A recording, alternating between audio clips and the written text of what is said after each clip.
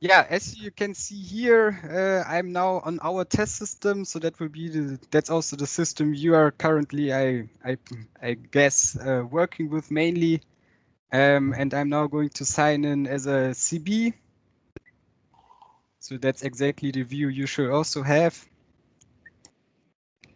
And here, let me begin with explaining the main buttons. So, as some of you will have seen, there's a new button, this one, which you can ignore for now. This is a functionality we want to roll out in 2021, and since this is the test system, we have it there already for our internal testings, but that's nothing you have to worry about. The two relevant, or let's say the three relevant buttons are these: checklists, audit reports, and here that's a shortcut to create a new audit right away from here. I'm going to begin with explaining the checklist section, and then I will show you the relation to the audit reports, which of course is the most relevant aspect of the system. So, yeah, the checklist section.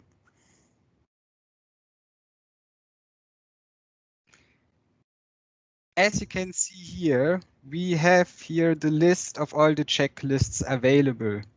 So this includes checklists which we have offered as Global Gap, which you can see as a kind of template. So that are just the most common cases we have published here. So as you can see, something like IFA versions, the different we have, and also the most common checklist. So since most of our products are in the fruit and vegetable section, we have the fruit and vegetable checklist here. And of course, also correspondingly for the option 2 scenario, the QMS checklist, or for option 1, multi-site with QMS. And how are these checklists to understand?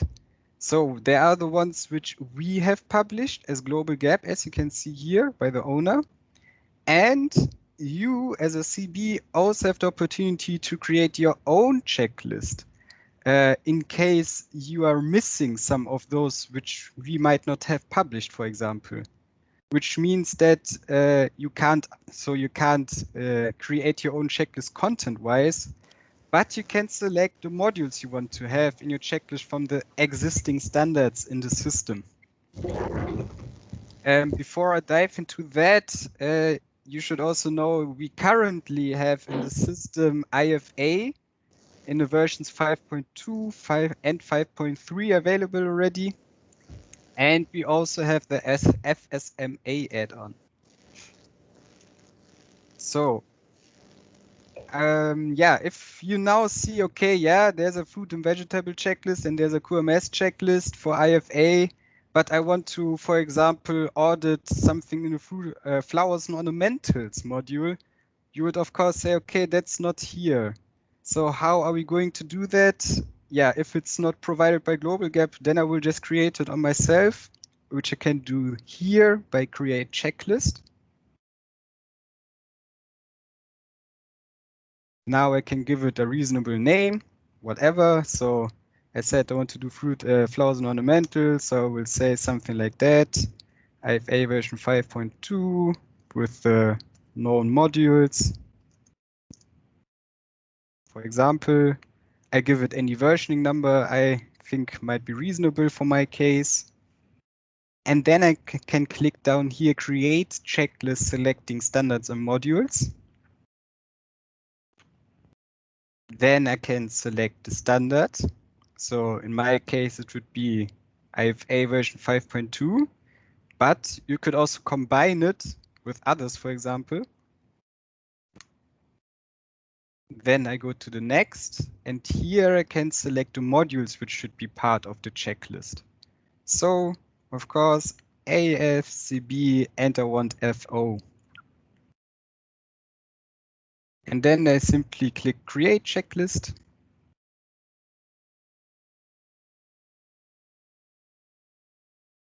And here we go. So now I can also just quickly review that these are also the control points I wanted to have. And as you can see here, now we have a long list of all the control points which are part, covering AF, CB, and FO here in the end.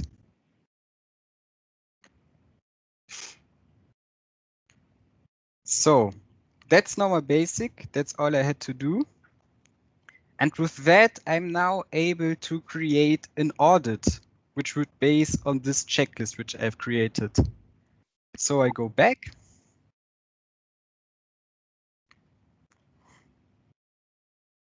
And this would now be the part where I go to audit reports. So audit reports. This is the core, so to say, the most relevant area, since this is where you would upload the concrete results of specific audits. And as you can see here, I have an overview of all the audits which were uploaded for MyCB. So there are already some in the system, of course, in that case. And obviously, I can also create a new audit here. So I click this button, and here I can select the checklist, which is available, which are available, which also includes the one which I have just added. I wanted to say, sorry, I made a little mistake. I've forgotten to set this one to the status published. Otherwise, I wouldn't be able to select it for my audit. So again, back to audit reports, new audit, and now I can select my checklist over here, which is there. Then I type the GGN. What happens now is a quick check with our database in the background. Since this is the test system, it's connected to the test database. And it simply checks on available information. So in our case, it could retrieve the name of the corresponding GGN and even which option it's certified for and also at which site. But this doesn't necessarily have to work that good. There also might be cases due to data access rights where it's not possible to retrieve that information. But in such cases, you would still be able to manually set the information. So you could still enter the GGN. It just checks if it's valid or not. And then you would still have the possibility to enter the name and set the option and the site yourself, of course. And then down here, this also might be relevant for some of you. You can also select which language will be used in the assessment notes. So for things like the justification or comments on the specific control points, and of course also for the rest of the report. So in most of the cases it would be English, but it could also be anything else. So it could also be, I don't know, Bulgarian, for example. And this will then also be printed on the final report. So, but I say it's English, so I'm ready to go. I click create.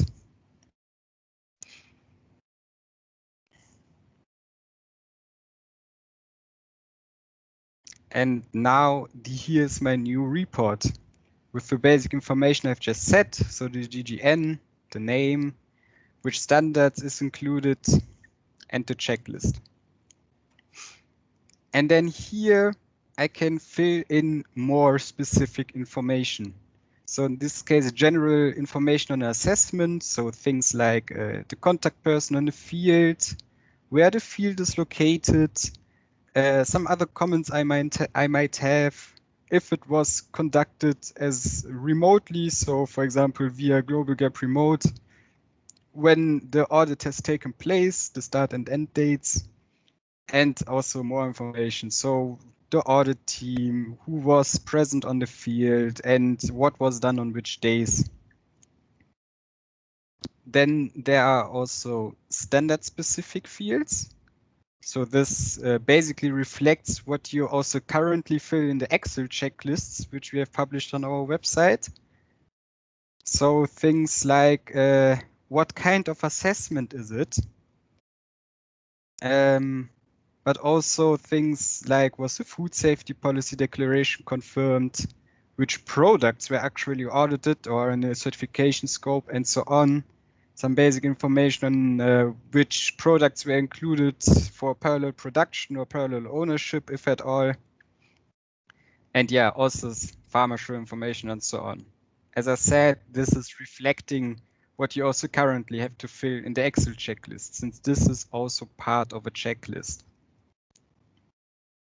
And then the most crucial functionality, the checklist itself. So here is where in the web interface, at least, you could enter it directly here. So you can say here, yes or no, and say, yeah, for example, this is a non-compliance for whatever reason. You can also attach evidence on control point level. So if I click here on this little sign, I can also upload a file that can be an image, a PDF file, or whatever might be suitable. And yeah, I also, of course, have the question in here if it's a major or a minor must, and also the description of the compliance criteria. This is everything you can basically do on a web interface. And if I click on this tab, so the non-compliance corrective actions area, you will also see the non-compliances in this report. And if you click on it, you will also be able to set the dates and enter whatever has been done for corrective actions and if it's opened or closed. And here in the summary tab, you also see again how many questions were answered. So you have seen I've only answered 2 questions, so of course it tells me, okay, there are still 62 major must to fill and so on.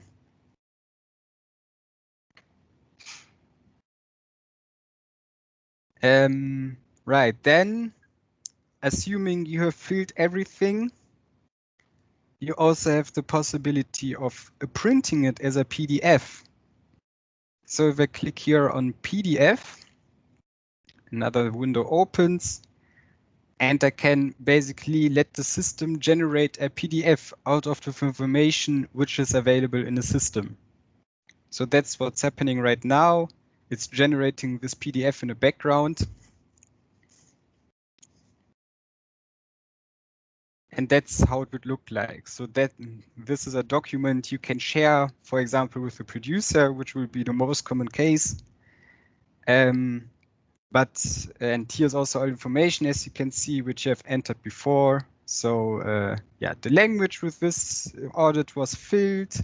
Also all the other things like the audit team, the dates and durations, the standard specific information, for example, about the products, the summary, the non-compliances, and even on control point level, how it was answered.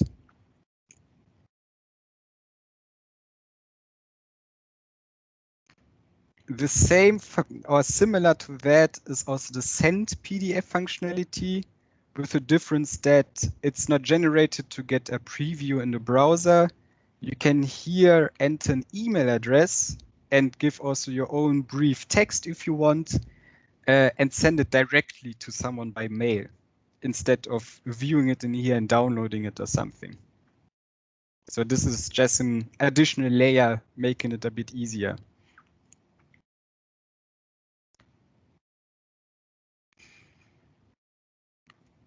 Before I proceed, are there already any questions at this point?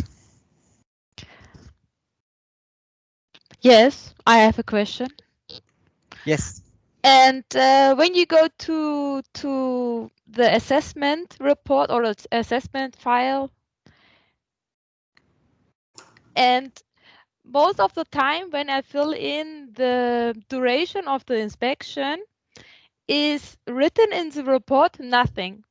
Maybe the inspection was from 8 till 4:30 p.m.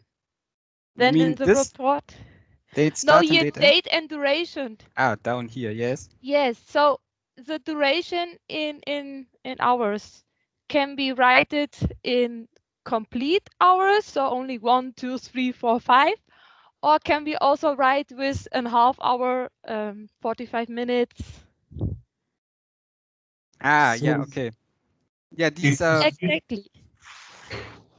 yeah, if they split the audit into several parts, I think, like from 1 to 5 and then from 6 to 9 or something like this. Yes, but can we only write so complete hours, so only 8 hours was the inspection or 9 hours? Or can we also write that the inspection was 8 hours and 30 minutes or 8 hours and 45 minutes? Because here we must write the total hours from the inspection. Correct? yeah, that's correct. So how can I write here 8 hours and 45 minutes? And to see this also in the report. Yeah, so yeah, that what you're assuming is correct. You can only write here the complete hours. So 1, 2, 3, 4, 5, whatever. Yeah, and also give, of course, other dates. Yes, but I cannot write when the inspection was 8 hours and 45 minutes. The 45 minutes I cannot write here. No, No, that's okay. not possible. Okay. And also by the audit team, Yes. when I write here the name of the inspector, and then it's going to save. And if I will download the PDF document, then sometimes I see the inspector twice. But I only write it once. So Okay, wait. Yeah, just let's test it. I have also some problems with this part. Yeah, no worries. We will check it immediately.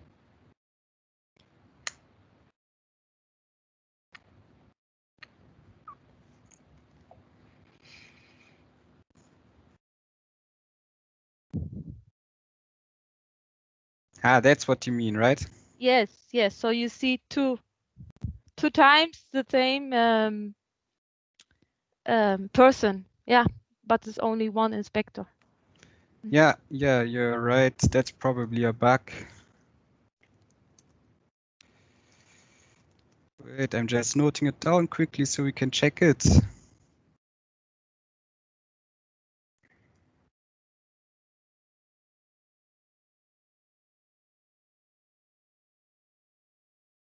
Okay. Thank you. Good. There are also 2 more questions. First was Dr. Susanne Schulze, then Lisbeth Dahlmann, and then Stefano Migliorini. Yeah. Susanne Schulze, can you please unmute yourself and ask the question?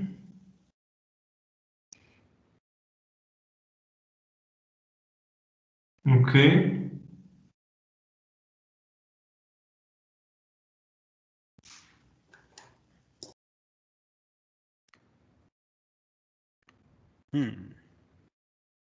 I can't hear anyone.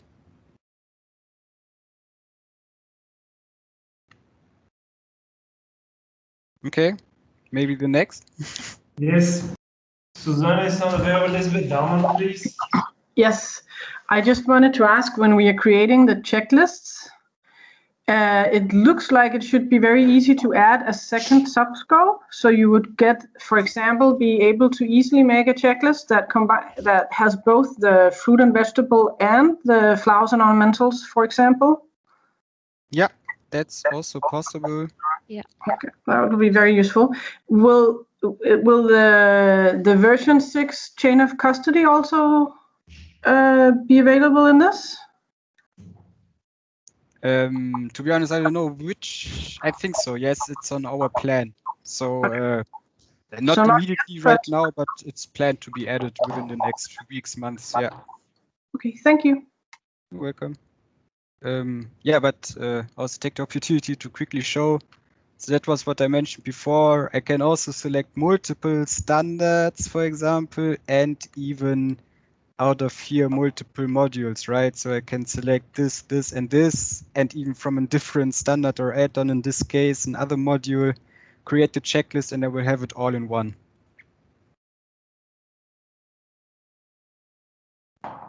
Okay. Right. And Good. Then the next question. Stefano was next. Okay, yes, thank you. I'd like to know if the product handling checklist is available now or no? No, not yet. Not yet. Not yet. Okay. And what we have to do if I have to do a audit in product handling? Well, we will add this question certainly with it's just a matter of a week or two maybe, then it will be in the system.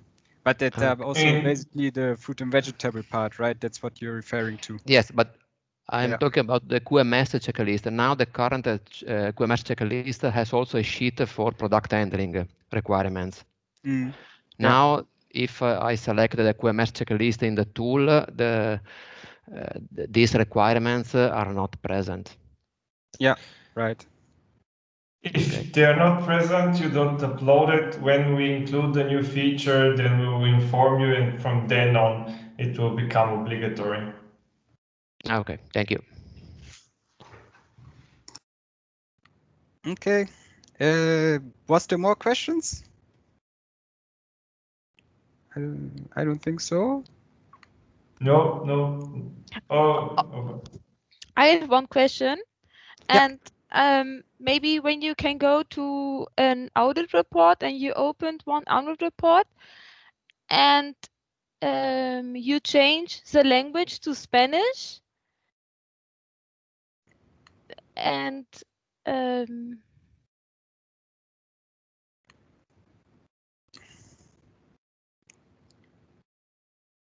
Yeah. and you go to IFA.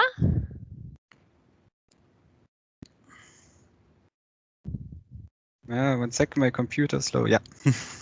And then you can select tipo de evaluations. You see, this is not translate in Spanish. Yeah. Yeah. Right. So, okay, this was only my. Your remark. Yes. Yeah. Thank you. Thank you. Bye. Thank you. Lisbeth, did you raise your hand again? Yes, because I try to hear if I understood correctly that when we're doing QMS audits now, we should use this online checklist, but until it's fixed, it will not include the product handling, but we should still do the product handling as well, right? Yes. So we It will doesn't. have to. This is in the audit online. It's about collecting the information. It's not about changing the way you do an audit or the control points that you check. No, but we would have to bring two different checklists because we have to have one that can be uploaded here, and then we have to have another one that includes the product handling questions. Yes, I think so. Or you just modify a checklist that is usable for both the upload and on-site. I think this should be possible, Leo. If that's the checklist you use for the upload, the Gaudit Online only reads particular parts of it, right? Yeah. Right. We will come to this now. Yeah. Okay. And Okay. does this answer your question? No, but it sounds like I will get the answer in a moment, so I will listen. Okay. All right. Then Maria Teresa had also a question. Yeah. Can you hear me? Yes. Yeah. Yes.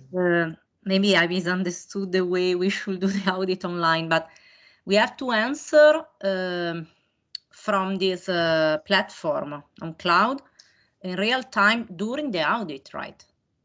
No. No.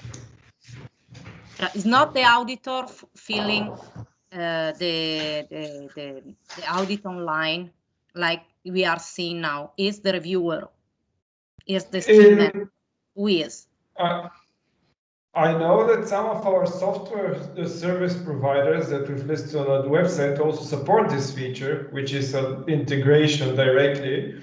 But if you don't want to do this, you could fill an Excel sheet and then go back to your office and then a few days later upload it. Or you could contact one of the service partners and through them get this live feature. But it's not required that you use this during the audit. Okay, so the suggestion is to use a platform that can facilitate later the upload we are seeing. You can do this or keep using an Excel sheet. The auditor fills the Excel sheet, and when they go back to the office, they upload the Excel sheet in the system. Okay. Yeah, so that's exactly the next thing I would like to show you about the Excel sheets. So I switch back to English since I'm not that good in Spanish. Yeah, so apart from all of this, which is online, and obviously it doesn't help if you're in a field where there's no internet, we have also built in this functionality, as mentioned already, that you can download an Excel template here. Which means if you click this button, it will generate an Excel based on a checklist which was selected for this audit, with which you will be able to answer the questions in the Excel file and then upload them later again. So that's the next thing I would like to show you, how this Excel look like. Just give me a second, since I will have to switch windows here.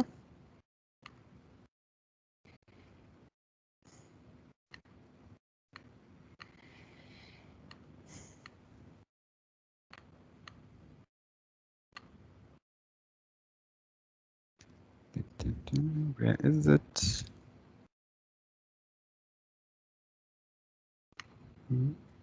Ah, there.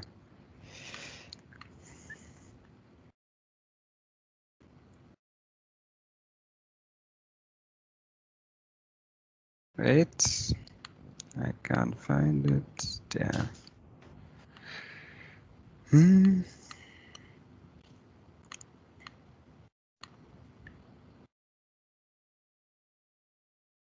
Hey. Okay, interesting. Wait, I have to show it this way. Okay. So now you should see the Excel list. Yeah, and up here you can see some basic instructions on how to use this specific file. So most importantly, for example, which values you can use to answer, and also some little hints. So something like here, that cells which are colored with this color are ones which you cannot answer with not applicable. So that's also what you can see here.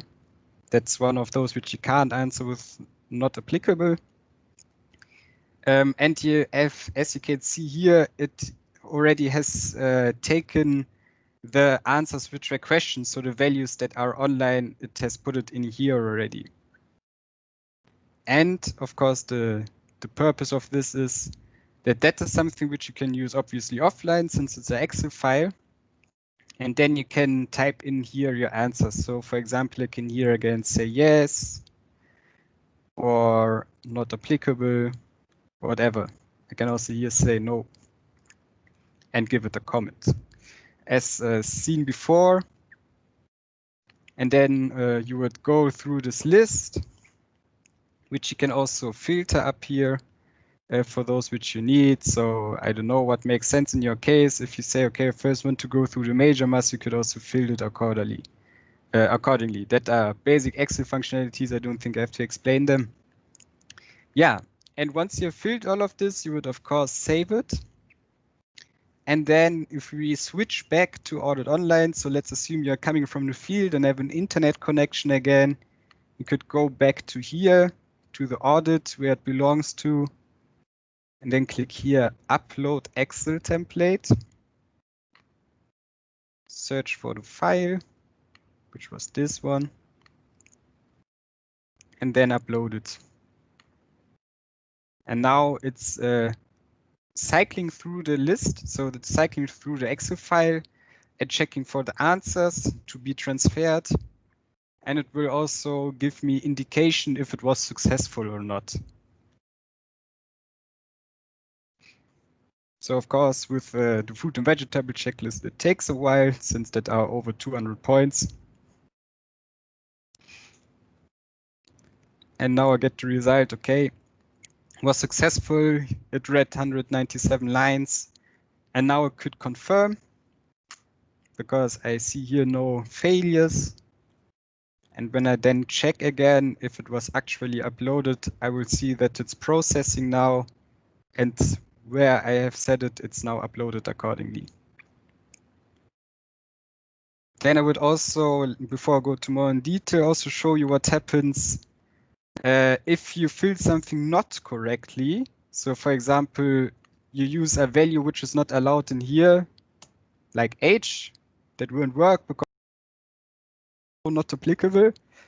So that is a mistake I do now on purpose. I save it again. And if I now try to upload this one,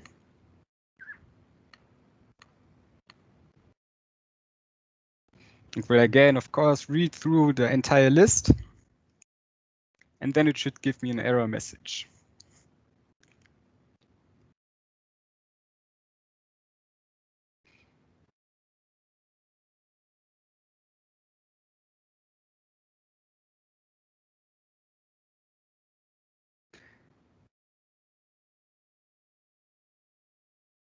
Yeah, so now it tells me, yeah, there was a mistake in line 20 with this control point number, please check again. So then you would, as you can see here, this is indeed in line 20, this control point. And then I could realize, yeah, age is not the answer. And then you could correct it and upload it again. So that is how this sheet works in principle. And now, of course, due to the feedback we have received so far, I can also mention some other points. So many of you, of course, have way Excels for those who are using it already. And you will question yourself, okay, that's the basic thing, but that's too lean for me. I would like to extend it by adding more columns here at the end, for example, or whatever more information you have, or by adding more sheets down here. And in principle, that's possible. So you can be free to add more columns over here, or even more rows. The only thing which always has, and you can also add more sheets. The only thing which is important here is that for the system, in order to read, of course, the relation from control point number to the answer values must remain. So those shouldn't be changed. They should remain in their columns and the corresponding lines. And also, if you have more sheets, because you have more information which mightn't be relevant for audit online, but for you in the audit process, you can also add more sheets down here. That's not a problem at all, and have your separate information here. It's only important that this list remains as the first. That's the only one that the system is going to read out. All what you enter in here will not be recognized.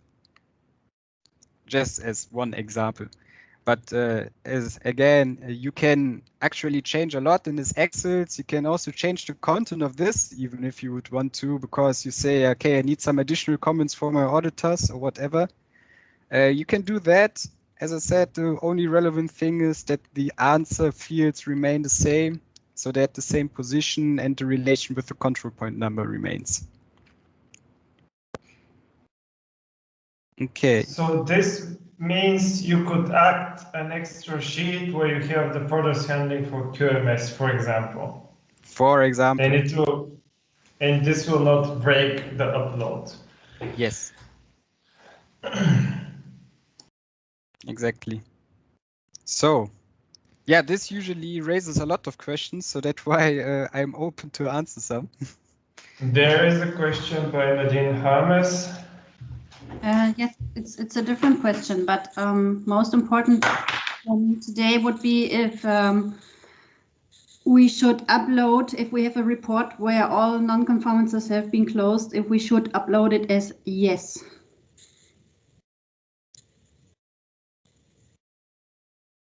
Yeah, so according to the new rules which we have published, right, that is just some days ago, all we demand is 10% of your IFA checklists, which means you can decide yourself if you want to send us the checklist right after the audit with maybe some non-compliances, or the very final one just before you do the certification decision.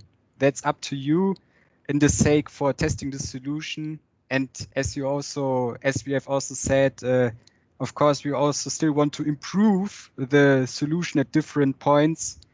And yeah, because there are some certain things missing right now, right? So that's why this is just for the sake of testing. You can decide yourself which ones you want to upload, if you want to cover the entire process or just some particular checklist. Yeah, so that's up to you, basically, is the answer. Based on the way that the system works at the moment and the rules that we published, you have to upload the checklist on the day where you take the positive or negative certification decision. Like negative means open non-conformity or suspension. In this case, you upload it with the open non-conformity. Of course, because it's 10%, you can choose that you don't upload those. In the case of positive certification decision, you upload it with the closed answers. But it's 10% for the first 3 months, and by the end, I think we'll probably have a change that this will address this. So yes, I hope this answers the question. It would be helpful if we could technically see an example where when you write the report offline, where you say yes and still put the comment of the non-conformity and then the comment how it was closed, how this appears in the database. So you as Global Gap can trace back that there have been non-conformities. Could we just see it maybe technically? Yeah. So wait, I have to go back to here. So actually, even I've just set one with a non-compliance. Let's say this one, since there's a comment in it.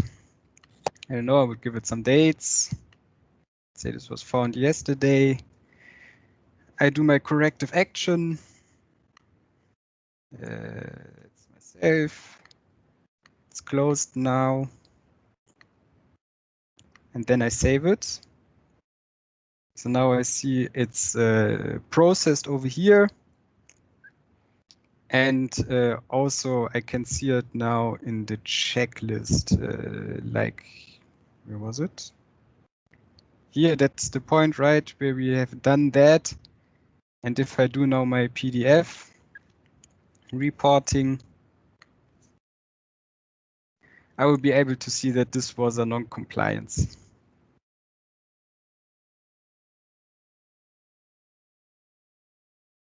It always takes a while.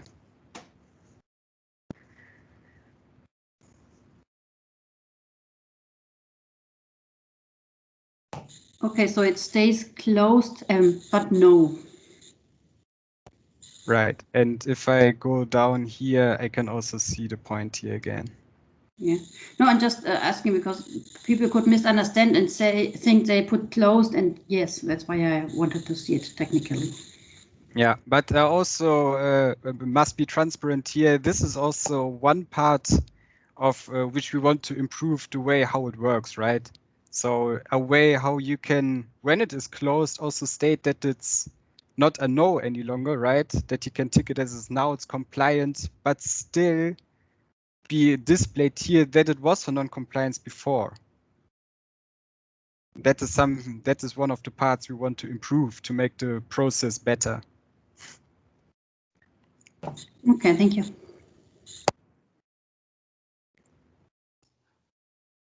Next question was from Lisbeth Dahlmann.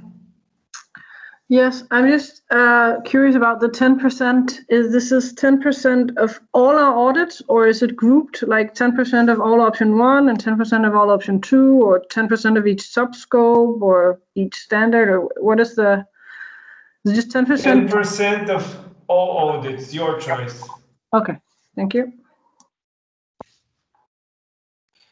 And then Alexandra Jeren, I think I'm saying this right.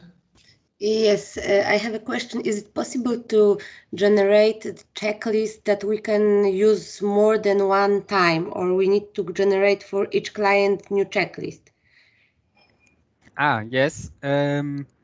So what here, this download Excel, it bases on the checklist you have used, right? So assuming you use the same checklist over and over again, you can also Yes, for always use example, we this. have 10 clients for the same scope. Yeah, then you can also reuse the very same Excel sheet every time. Just of course, content-wise, change the answers. But yeah, you can Okay. reuse it. So it's possible. Okay. Thank you. You're welcome. Change the GGN and so on, and it will work. Yeah, of course. And then Barbara Lippmann. Hello. Yes, I was just. I just want to know if I got it right. We have to upload the checklist with all the non-conformities, and then also build up or make sure that we close the non-conformities by using this button NCCA. Is it right like this? So we don't upload the report at the end if everything is okay. We do it at the beginning, after the audit maybe, and if there is something we have to close because it's a major must, we do the change in the database. Or is there another way how we could do it, like upload the same checklist again? Yeah, so explicit. No, sorry, Valentin. Sorry, Leo. What I was going to say is that our rule is that the CB shall upload the documents within 28 days of the certification decision. 28 days of closure of any outstanding non-conformities or on the date of positive or negative certification decision. This means you can take both approaches. First, you go do the audit, come back to the office, upload it with the open non-conformities, and then later when it's closed, then close it. Or because when you close the non-conformities, then you can take a certification decision on the same date. You upload the checklist, close with the closed non-conformities, and enter it in the system. But this means the closure has to be shown or has to be done in the database. Yeah, that means it.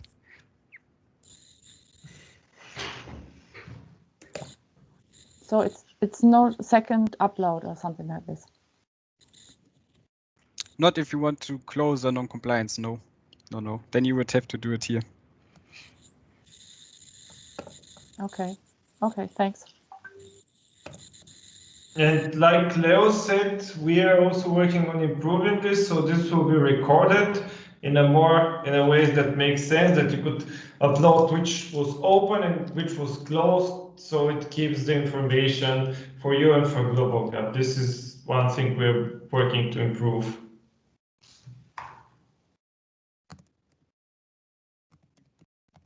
Okay, I don't see any more questions.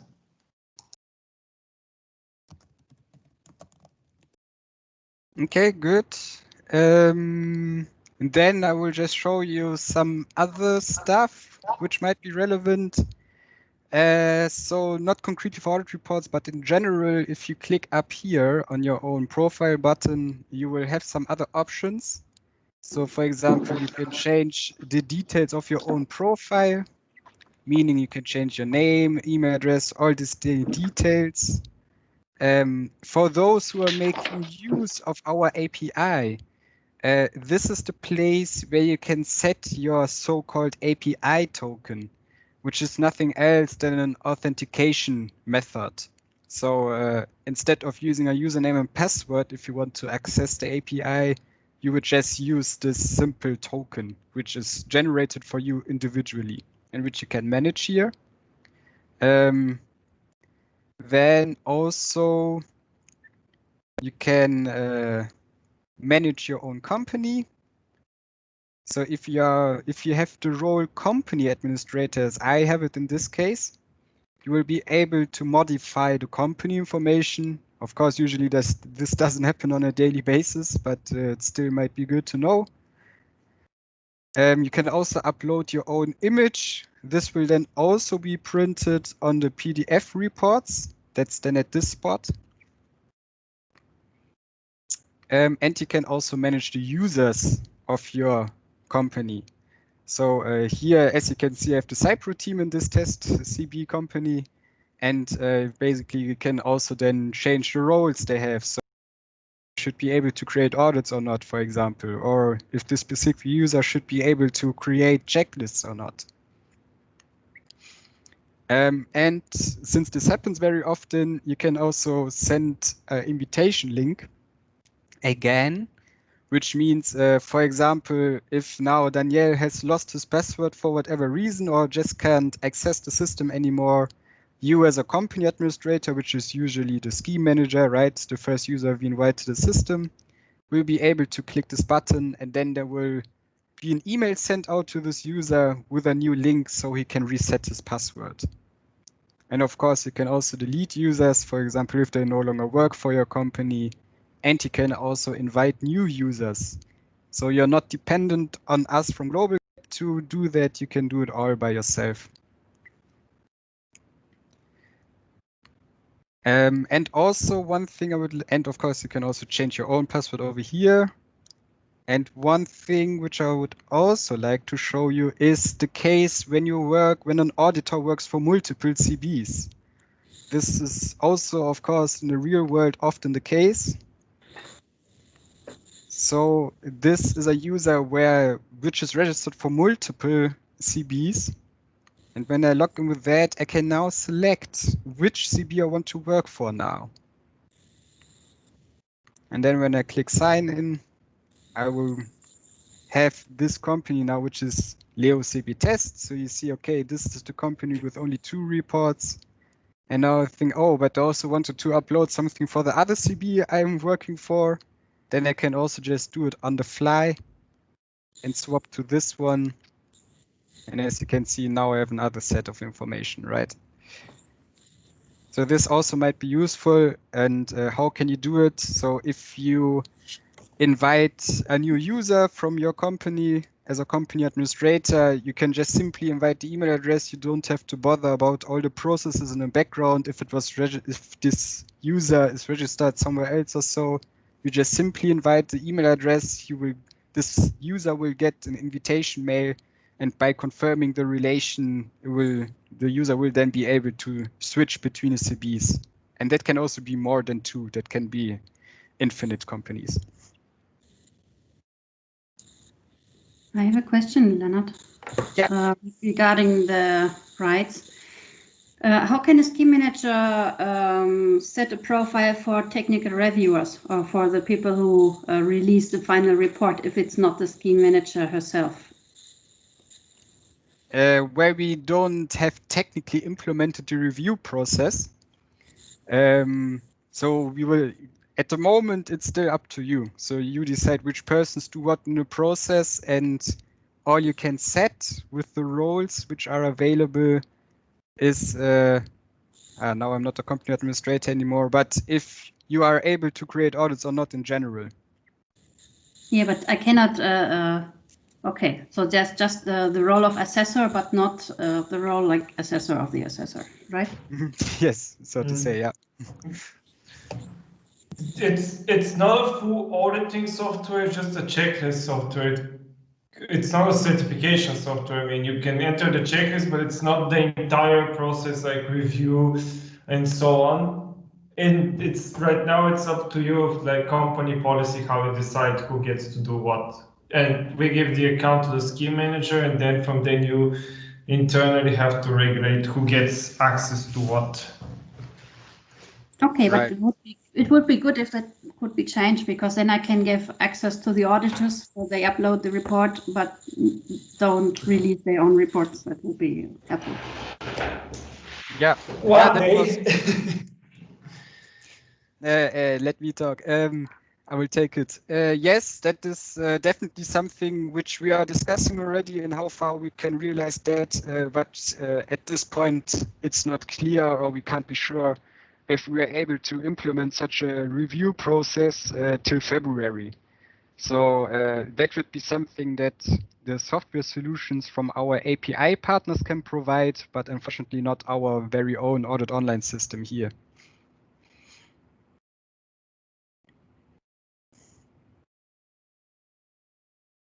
Okay. Yeah, Valentin, did you want to add something to that? No, I just made a small joke, but Lisbeth has another question.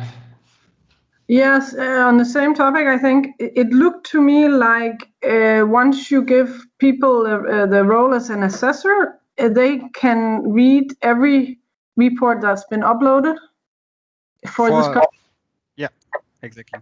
So there's no restrictions, because you're here mentioning the topic of having assessors or auditors, inspectors that work for different companies. The CB might be interested that they only have access to their own reports and not to reports of other people.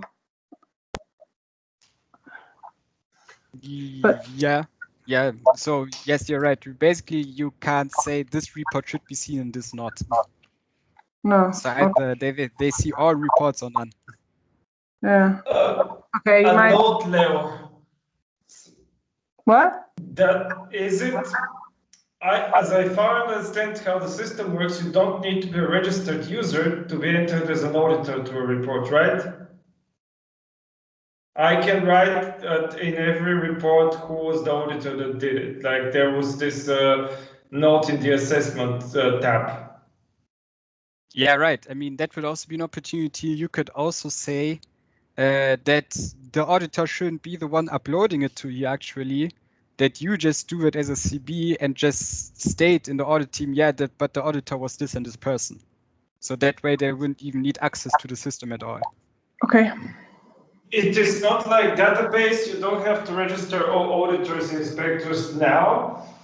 You give the role assessors to the people that should be able to see all the report and are able to upload it and change it. And for all your other inspectors, you don't need to give them access, but you can still register them as the person who did the audit in these fields in the assessment. So it's not like database. Okay, thank you. And then from Irma Luesma.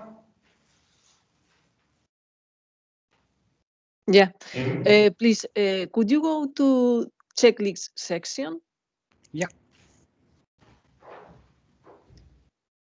Okay. How could a checklist template be deleted? Because we have created some templates and I would like to delete it. Okay, yeah, so what you can do by yourself is, for example, this one. I'm not the company administrator, wait. I'm not the checklist. I don't have the checklist role I meant. I have to sign back with this one. So what you can do here is you can say that this report, for example, shouldn't be longer published. It's obsolete now. Yeah. And then you save it, and now you won't be able to select it when you create a new audit report anymore. But you would still see it here as obsolete. And why is this? Okay. Because it might have been used for another audit before, and of course it would break the system if it would just disappear, right? So Okay. that's why it still stays in the list, but you wouldn't be able to select it for a new audit anymore. Yeah. I thought that it disappears of this table. Ah, no.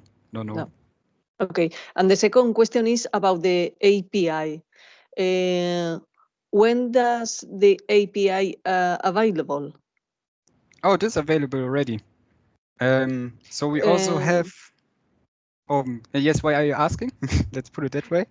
Yeah, because our service provider tell us that is not available until the next year.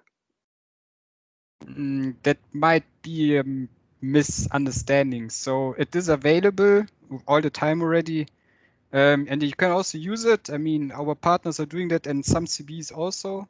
And we also have a documentation here, which you can get over here. And then here's also a description of the different methods that can be used to, for example, upload new audits, right? That's the same information, just of course an IT level and all the other stuff which you have seen in the web interface. So it's available. Yes, it is available. And you can make use of it and test it also. Okay, so I talk again with our service provider. Thanks. I will send the link into the chat, so you can maybe give it to your software providers. Yes, please.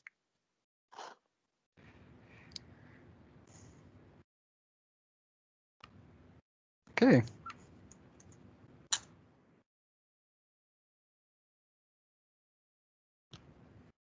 Good. Yeah, any more questions?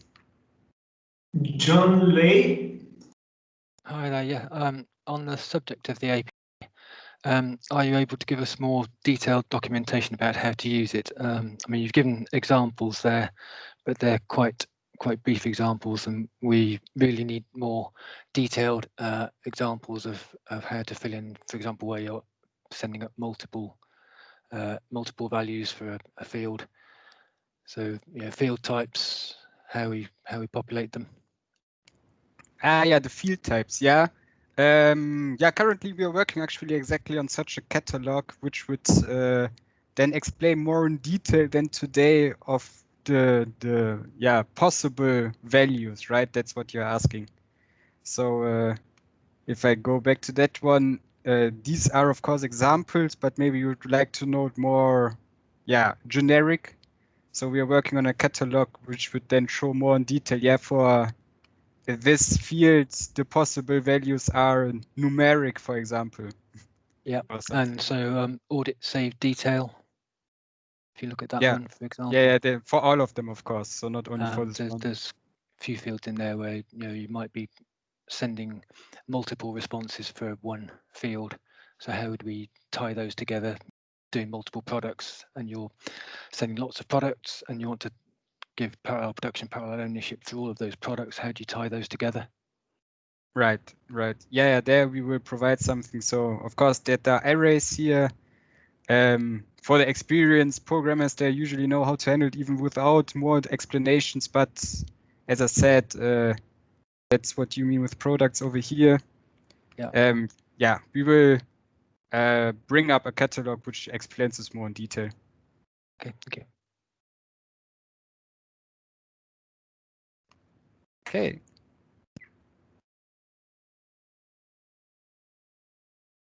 More questions? Nobody is raising their hand at the moment.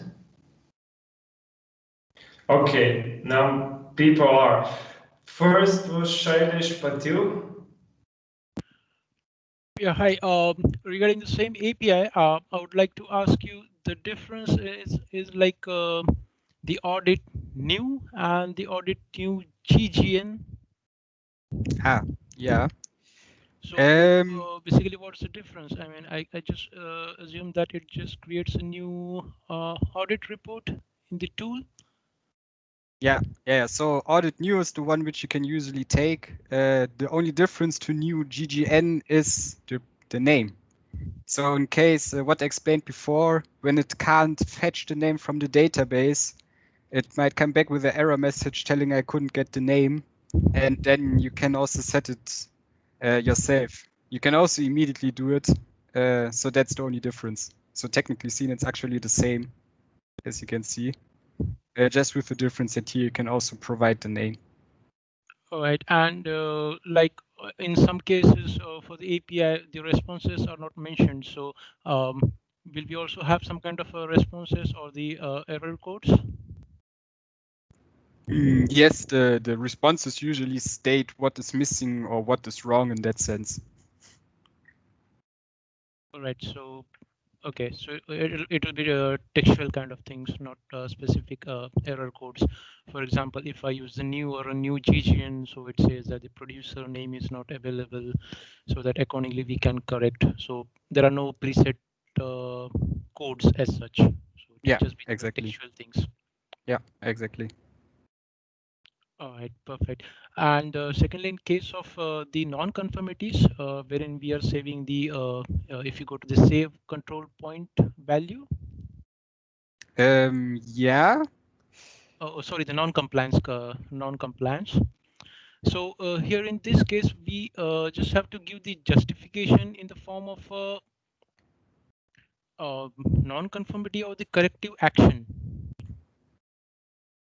Yeah, right. So that's this non-compliance section, and here that's basically the same information, right? So you state the control point number which you want to state the non-compliance for. You describe it here. There's the due date, the corrective action, and yeah, that are basically the same fields.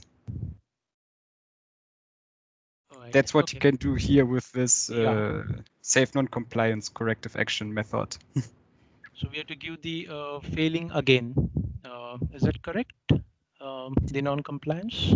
You could do it over here, right? Yeah. Okay, so it overrides the previous failing for the control point? Yeah, whatever you said. I mean, I'm thinking it from the perspective, like, say when I'm registering initially the audit, the details, and I first register the non-conformity in the online tool. And when I'm sending the corrective action, at the same time, I resend the failing as well as the corrective actions. Is it correct? Yeah. Yeah. That's how okay. All right. Clear. Yeah. Thank you. You're welcome. Then Karen Satterley was next.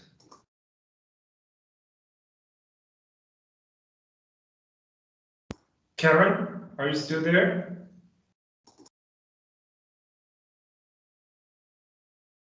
I'm sorry, it's I should have probably asked this question earlier, but how do we will we ever be able to create a benchmark checklist in audit uploads? Are we yeah.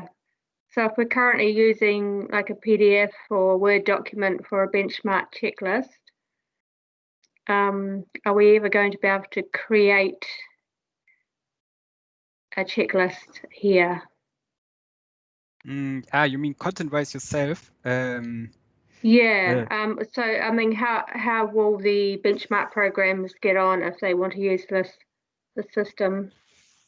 Yeah. So currently, you're dependent on us delivering the content for this first and for all.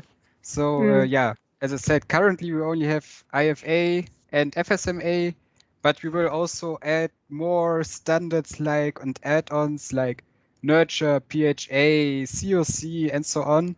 And benchmark standards are not planned now for the near future at all.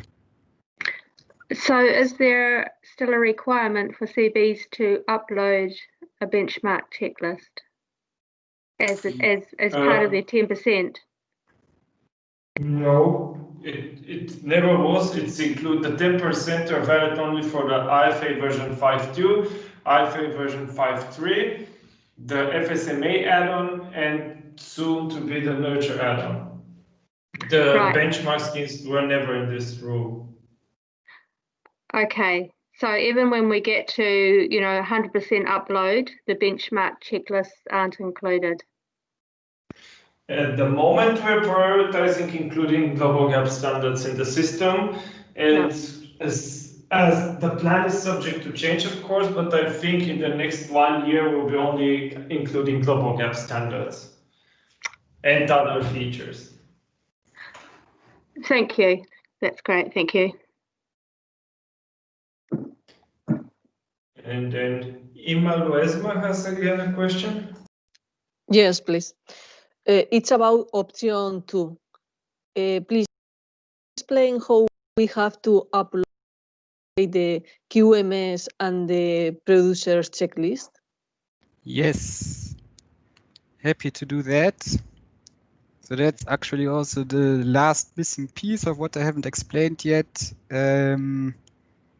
Yeah, so how will this work?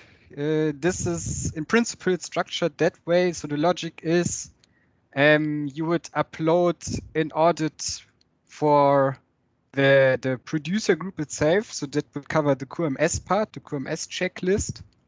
And then per producer member, you would create audits. So for each member, there would be a separate audit with then, for example, with the fruit and vegetable checklist or the flowers and ornamentals checklist or whatever. And by the GGN, the system will recognize by aligning the data with the database which producer group this specific GGN belongs to. So let me search for an example. And now I just have to also find one actually. There we have a group member. So if I create a new audit and select the checklist, I now take the GGN from a producer group member. It does the check in the background again, and it found out, okay, that's the name, and it belongs to this producer group, which has this name, and therefore it must be an option to group member, so that's all clear. And then I would create an audit for that. And for the producer group itself, I would then create also a new audit, select the QMS checklist. And then I have it as option 2. And with the next screen, so the audit itself, of course, always looks the same. So even I can show it to you. The data you have to provide, this always remains the same, right? Only that you can see here, okay, this is part of a producer group. But all the other fields are always the same, as it has always been. And now the next question would be, okay, now I have this producer group and I have all my members, but they are in separate reports. So how should I bring them together, since it's a requirement to have them all in one document? This would be possible over this functionality, the multi-report summary. Here you can enter the GGN of the producer group. And now it gives me all the reports associated to this producer group, to this GGN. And then you can select, okay, this and this don't belong to the same audit, but these 3 do. Let's say that. And then I could generate the report, which will be a PDF file, of course. And then you have it all summarized. So you can see here, separated by the concrete audit, it's all on one document. So you have all the information here. So that way you will be able to provide one document for all the various audits you might have taken for this group.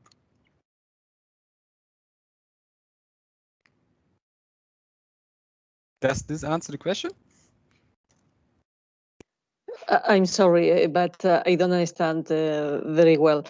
We have to upload the checklist producer by producer that we have audited? Right. Yeah. So for each GGN, you would create in single audit. Mm-hmm. And okay, yeah.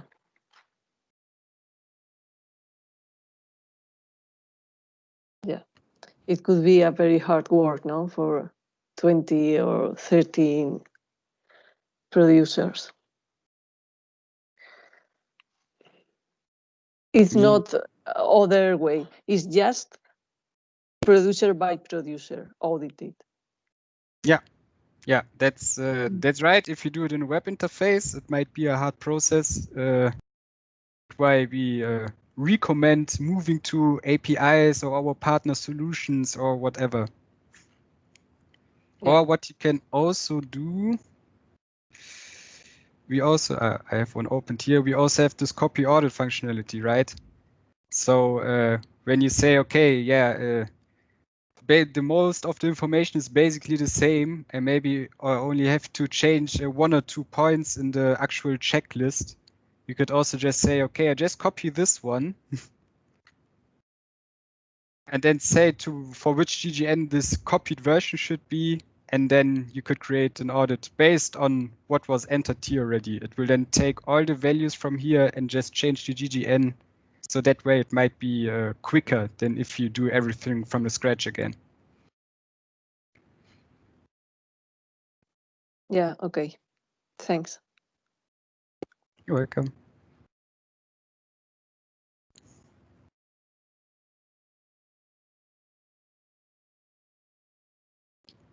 Okay. Yeah. Any more questions? Quite a few. I think first was Alejandra Baldocera. Yes. Hello. Hi, Leonard. Hi. I'm sorry if maybe you discussed this before, but I am still have doubts about the QMS checklist. I don't know if it was already implemented, the fruit and vegetable part for the QMS. No. That's unfortunately still missing. We will add it soon, and so long as this the produce handling part for fruit and vegetables is missing, you also, of course, can't and don't have to upload it. So how can I do that then in case of QMS? Alejandra, in the recording, we will send the recording of the webinar because we had the exact same question and Leo showed very well and we discussed it. We will send you the recording later and you can check it out. Okay, it was already discussed. Okay, thanks. Yes. This is a common problem, we know. Okay, thanks. Next is Maria del Carmen. Yeah, hi, it's me.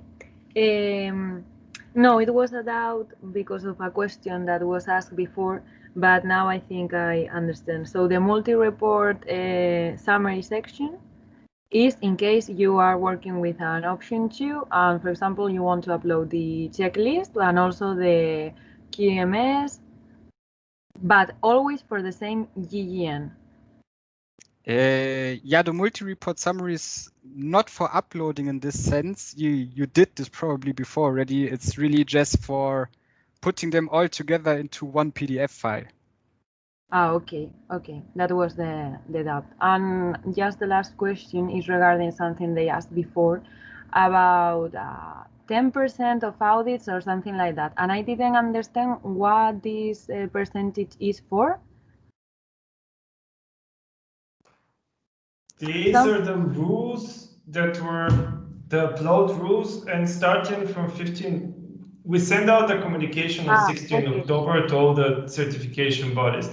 In brief summary, from 15th of November to 1st of or 15th of February, I don't remember the end date, but 3 months, there is a transition period where only part of the checklist have to be uploaded, but it starts slowly becomes a must. So until now, it was only for testing, but from 15th November, 10% of IFA 5253 and FSMA add-on checklists will need to be uploaded. Please refer to the communication for more details. Okay, thank you. Okay. If this closes your question, then next is Emin Demirci. Yes, thank you. I just would like to ask about documents part in the checklist. Is there any minimum requirement or expectation by Global Gap? Which kind of evidences should be uploaded here? Because there's a lot of control points and I mean, is there any minimum requirement? For example, for the majors, it should be some evidence. At the moment, no. We don't expect you to upload anything. It's not obligatory. If the rule changes, we will update the rules.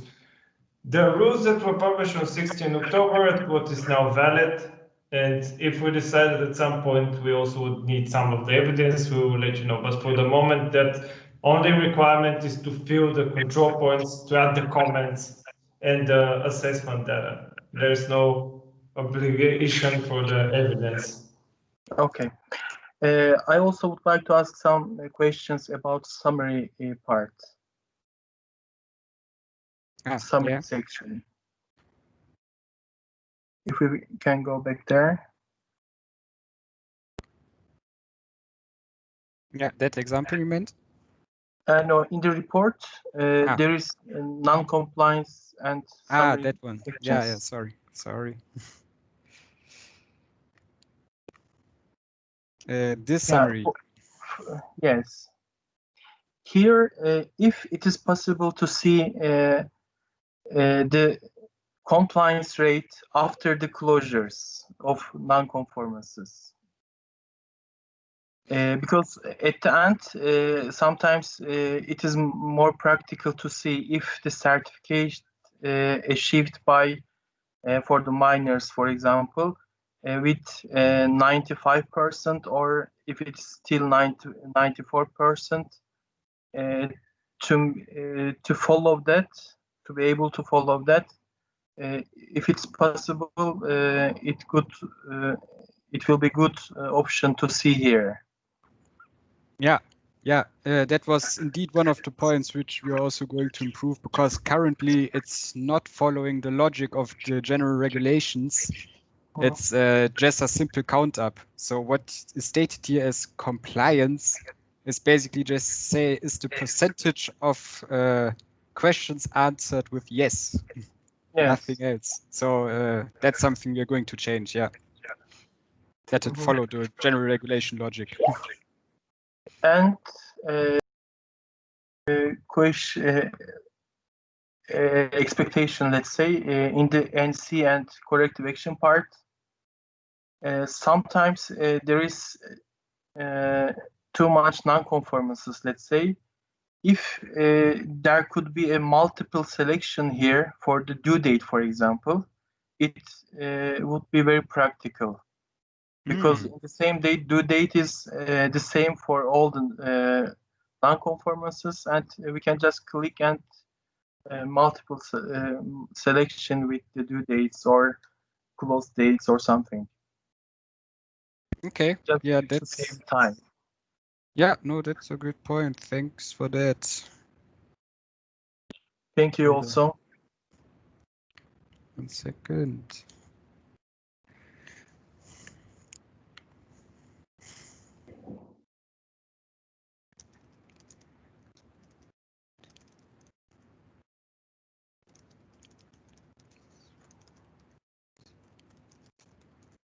Okay. Yeah. More questions. Next one was Stefano Migliorini. Yes. If a GGN is registered for option 1 for some product and also for option 2 for other products, for example, when I add the GGN in the report here, it is recognized as option 2 or option 1. I don't know. Do you understand my question? If you can register the same GGN under 2 different options, is that the question? Yeah, no, I can do it for different product, but when I add the GGN here in order to create the report, what happened? Yes, basically you can. So you can add for same products, of course, as many audits as you want. It doesn't make sense maybe then depending on what you do, but it's possible in principle, yes. Okay, thank you.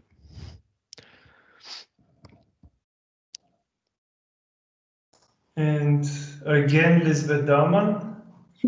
Yes, my question was very similar to the previous one, because what's interesting is, can we get one report for one audit that covers both an option 2 product and an option 1? Because when a producer who have both, when he is selected for the option 2 sample, it makes sense that we do the visit in one go, so that he doesn't have to have the same 2 modules twice, or even if it's fruit and vegetable, he will have exactly the same audit for potatoes, and then 3 weeks later, exactly the same audit for carrots. But you do one audit.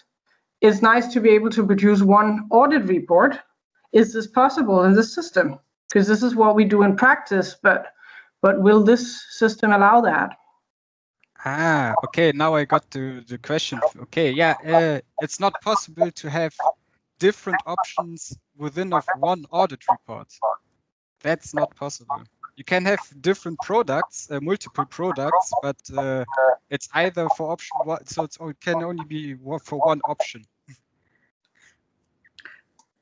So in such a case, we would have to okay, so we would have to produce 2 different reports. Can we still do that based on one checklist? Yes. I mean, you could use the copy audit functionality, right? With that, yeah, okay, so you can just copy. Yeah, that would be my suggestion. Okay, but we would have to do separate reports, yeah. Okay, thank you. And then next question is Francesca Vescovi. Yes, thank you. My question concerns aquaculture and compound feed mill companies. The first question concerns the fact that in some cases I have the same GGN for a producer who has an aquaculture company and a feed mill product. How do I manage it, creating the checklist? To create 2 different one for aquaculture and one for compound feed, or is it something that I have to manage in a different way? And the second question is related, but I suppose it's similar to some past questions, related to the QMS. In case I have option 1 QMS companies, I don't find a complete checklist for the PA2 module. Yeah. The second question I can answer directly. Yeah, that was already twice in this meeting. That's basically missing. We will add it, and from that point on, you will also. That's the only point where you can and have to upload it, maybe. And for the first question, yes, you can also have multiple modules. So your scenario would follow, for example, version 5.2. And then you can, of course, no, that you wouldn't need even. You can also select the aquaculture. And what did you say? Yes, if you can, an example, CFM and aquaculture, because usually we have that part. At the moment, CFM compound feed manufacturing is not in the Audit Online solution. It will be added at a later point. So at the moment, you should only enter the aquaculture checklist. And Leo can show you how to make a combined checklist, because to work in the future the same way, you just make here a combined checklist. Now, Leo can show us for IFA, but I think it will work the same way for any other standard. Yeah, right. When we have CFM. This is because I wasn't able to find also the checklist for the add-on non-GMO. And so it is not available because we don't have the compound feed, so also the add-on related. And also for module 2 and module 3 of non-GMO, the template, the checklist is not available yet. Yeah, exactly. So currently it's only IFA and FSMA in the system, nothing else, right? And the other standards and add-ons, so like CFM or even non-GMO, I don't know if that's exactly on our list, but yeah, we are going to add more standards and add-ons later, like Nurture, for example, will also be added very soon. But in the principle always works the same. So I can take IFA and FSMA, that's an add-on, and then select my multiple modules, right? So I can, I don't know, select this module, and also from the other standard, which you can see, I can select this module, and then have a combined checklist for all of them. Okay. How many, is there a maximum limit of combination I can do for this checklist? I mean, if there are several add-on for the same GGN. No. In principle, you don't have a limitation. Maybe there might come some performance reasons why you shouldn't do it, but in principle, there's no limitation. You can combine as many modules as you think are reasonable. Okay. Thank you. The Audit Online will not launch with all standards and all add-ons. They will slowly be released. And for this, we entered in the rules that when a new standard is available in the system, there will be a 3 months transition where we inform you that in 3 months you have to start uploading it. And we will slowly work to add all standards and add-ons. But this will take some time. Yeah, we didn't want it to start with 20 standards right away, right? That's why we're doing it time by time. Okay. More questions? Raise your hand if you have a question.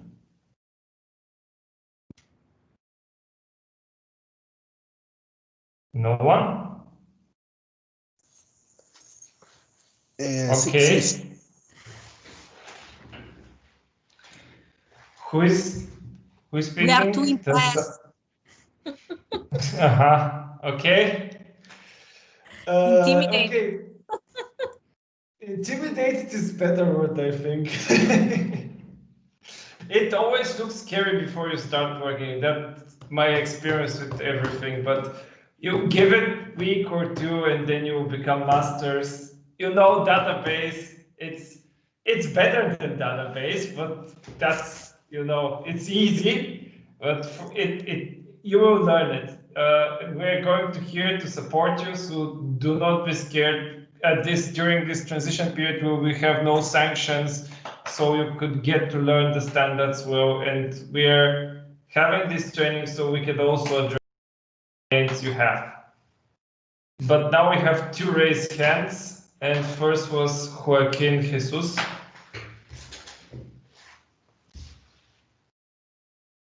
Okay, no. Yes, hello.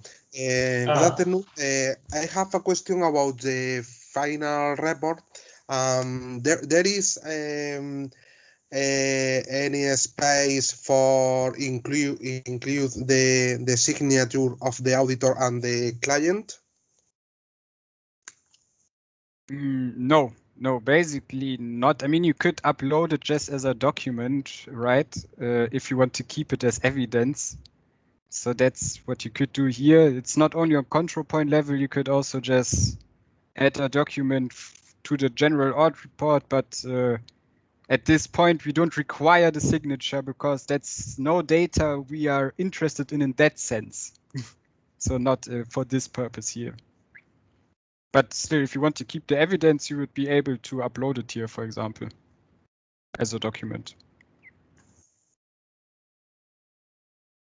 Okay. And there is a question now from Maria Teresa. Yes, again. In case after 15th of November, I will have question or request of clarifications, or I try to upload the checklist and I have issues, maybe a error of message like sometime we have for the GRASP upload. Who should I contact? Customer support? Leonard? Customer support, please. And if it's really bad, then they will call Leonard. Yeah. You could also contact me, but I would need weeks until I could answer all of your requests. That's why we prefer to spread it over the team. Okay, thanks. Leo is the secret weapon. If customer support cannot help you, then he will get involved. But send please to customer support so we can process it centrally. Thank you. And okay, now question from Baham Krishnan. Thank you all. I understand Global Group did not want to make Audit Online and audit management software. There are many vendors, at least 3 or 4 of you have listed, but not everybody is ready to at this point of the time. So we have it, but this fundamentally changes our workflow aspects that we have to do on a regular basis and our requirements. And that's a pain in the neck. It's been extremely, especially as CBs that is not large, it's really affecting us our overall cost of doing business. Anyway, having said that, some of you all have some companies, software service providers that who can help in this process. What's going to happen? Some of them are not ready between now and March of next year. In the interim, we have to do all the physical work by ourselves until that is available. Is there any other solutions other than API? Is Global Gap is sympathetic for what do you call as a period of time? If CBs are not able to meet those requirement of 10% thing, do we have any leeway until all the software management companies that you have are fully ready and on board? So first of all, using a software service provider is not a must. We are developing, there's 3 ways to upload the information. You can use a service provider, of course, or you can develop your own in-house solution that links directly with the interface, with the API. So you can use your own software to upload. That's first. Then we also have the 2 free of charge solutions, which are the web interface, which Leo is showing you now, and the checklist upload. So everything that a software service provider can give you, it's available here free of charge. Of course, they give you a lot of creature comforts to help you, but all the need to do functions are here. Then to the further question, we announced this system in April this year, giving quite a long transition period so you can test it. And now we are slowly starting to ramp it up to February with just this 10% so we can really try it. And in February, we will again discuss with our certification body committees, with the member CVs, how this transition is going. And based on the feedback, we will decide from there. But I'm saying is that there is like almost 1 year for this adjustment, and we are still giving more extensions. But at some point, we'll have to fully implement this as an obligation. Of course, like I said, in February, we'll do a review, see how it's going, and then decide how to go from there.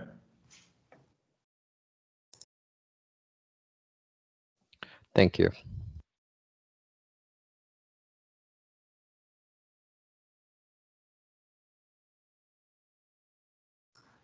More questions? We still have 20 minutes if you have more questions.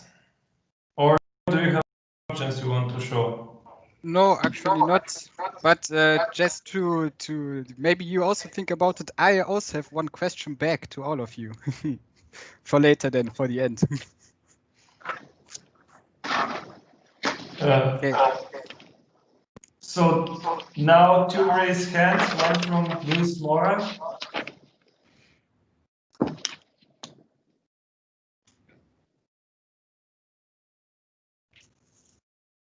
Luis, if you want to ask your question.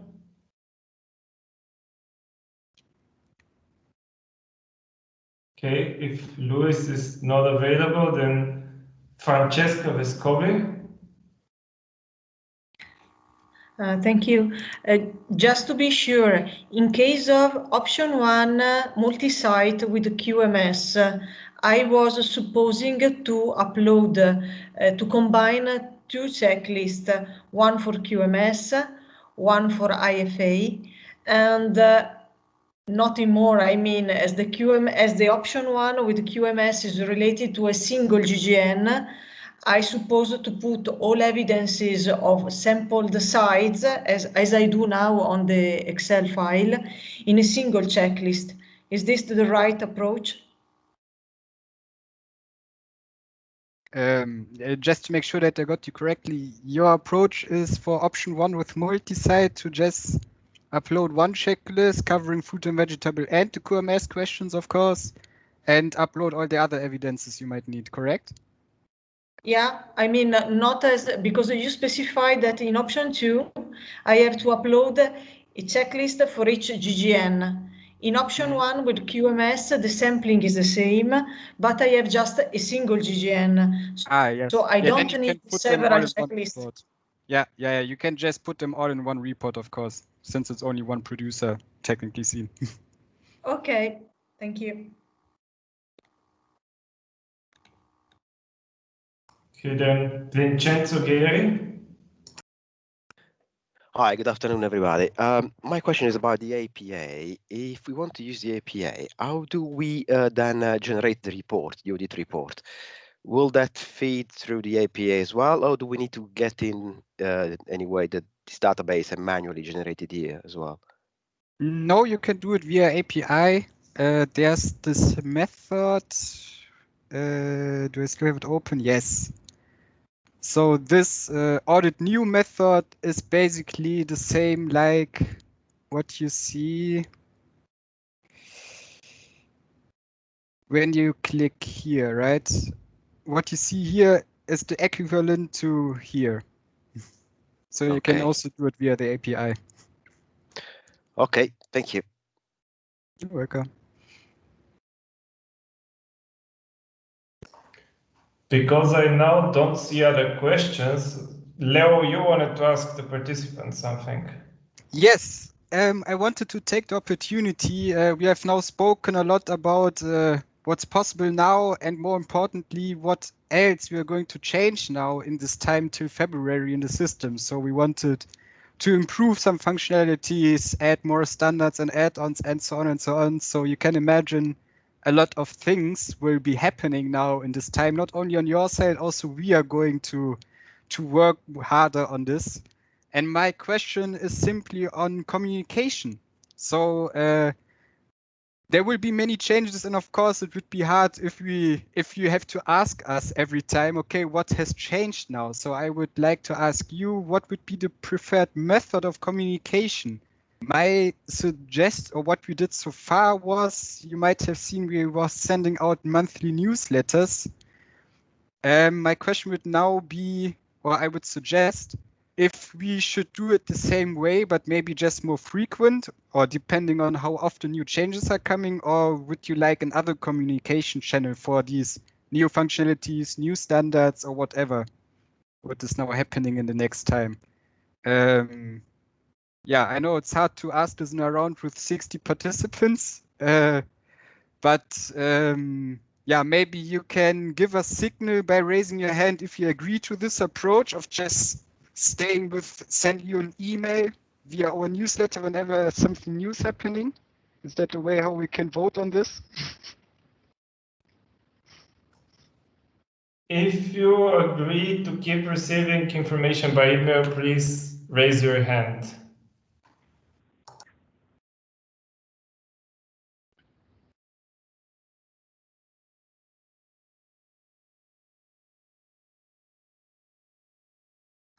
I'm sorry, did I miss something? Was there an alternative question? No, it's first that, looking at the results.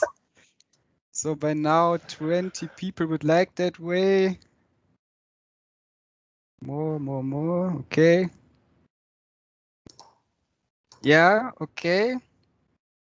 So let's say 1/3 would be fine with that solution, because the alternative, yeah, that's a problem. The alternative is what we do currently, right? We have this Twitter channel, which you could see, look into, or we have this release notes on our website where we also have it.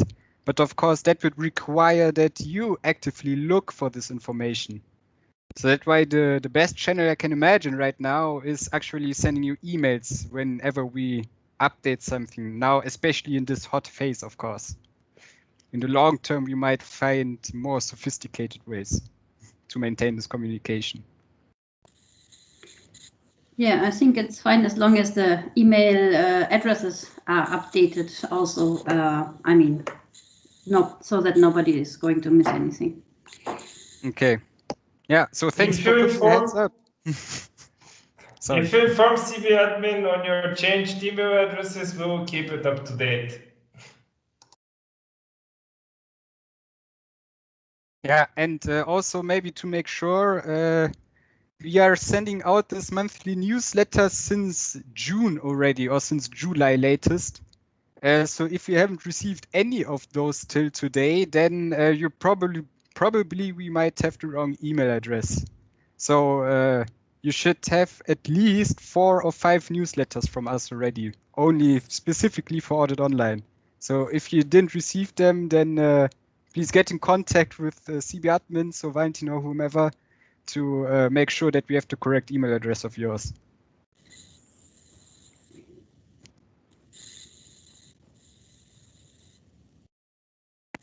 Okay. Yeah, again, thanks for putting your hands up. You can put them down now. Then we will just remain with the mails and yeah, keep you informed.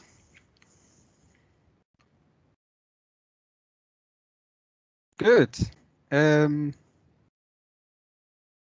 think that's pretty much it. So yeah, again, thank you for this round. I hope I could clarify most of the things which might be pressing for you and explain it well.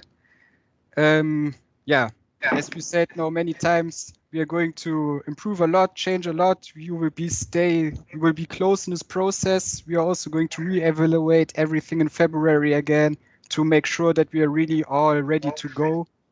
Yeah, and if you have any questions in the meantime, feel free to contact customer support so that we can deal with it accordingly. And yeah, I will then also do my best to keep you updated as soon as something new is happening in the system. Yeah, and I think Valentin will also take care of sharing this presentation, which we have recorded, so that you can also look at it again, or also for those missing, of course, today, for them to look into it. Yeah. Okay. So. Remember, questions you can send to customer support at globalgap.org, and then we will answer from there centrally, and we will later distribute this recording. Okay. Good. Then, yeah, I'm left to say goodbye and thank you. Have a nice weekend, and we shall see each other pretty soon. Thank you. Thank you. Thank you. Thank you very much. Hey, thank you much. for the Thank you. patience. Goodbye. Bye. Bye.